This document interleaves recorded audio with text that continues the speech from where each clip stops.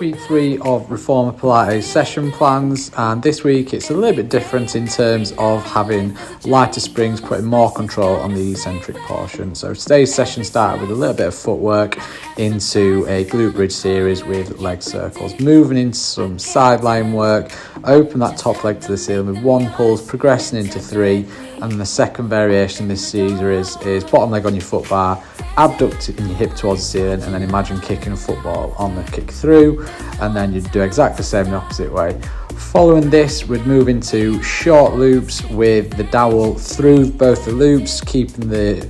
loops at shoulder width apart. Wider grip on your bar for your core series, just to make sure there's a little bit more activation through your lats, gradually progressing to your head off your carriage, holding the V-sit. And then your last few variations of this one would be a little leg raise, holding the V-sit, as well as holding the V-sit and just doing the sort of shoulder movement through it, and you can regress it to keeping your head on the carriage. Following this, we can take the band away. We'll do a 180 on the reformer into a seated position with your knees just past your shoulder rests, starting with a bit of a row exercise, bringing the bar to sort of collarbone height, squeezing your shoulder blades together. And then it's the front raise sort of up to the ceiling, progressing into a roll down, making a key point to keep the dowel facing the ceiling all the way through. And again, because it's quite a light spring, we want to control this exercise on this sort of upwards phase of the exercise. Last part on this seated series would be holding the V-sit and then into your rowing action, placing the dowel back down,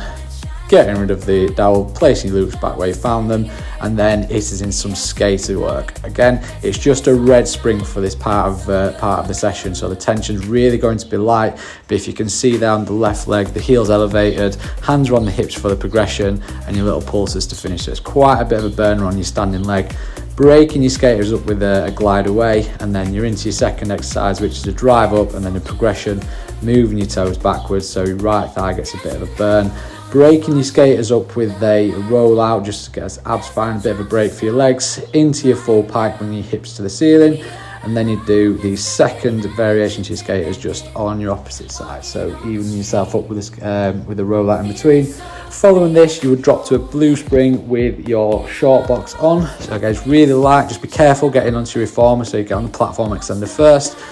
into your adductor stretch, and then you can start to add a nice squat action to it. So 1 squat for every glide away,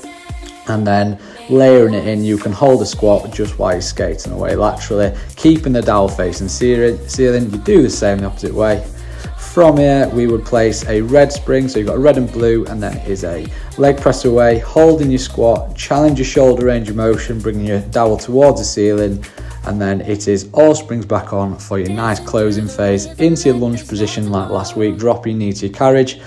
bar in your rack position, knees right, you rotate right, into your thread and needle stretch, open your hands towards the ceiling for a brief pause, and then it's exactly the same the opposite way, so you get your dowel in your rack position, rotate left this time, reach your right hand left, threading the needle, open the hand to the ceiling, bring your both feet back onto your carriage, legs are tall, spine's collapsed, stack yourself back up, fold to your left, fold to your right, test your balance, look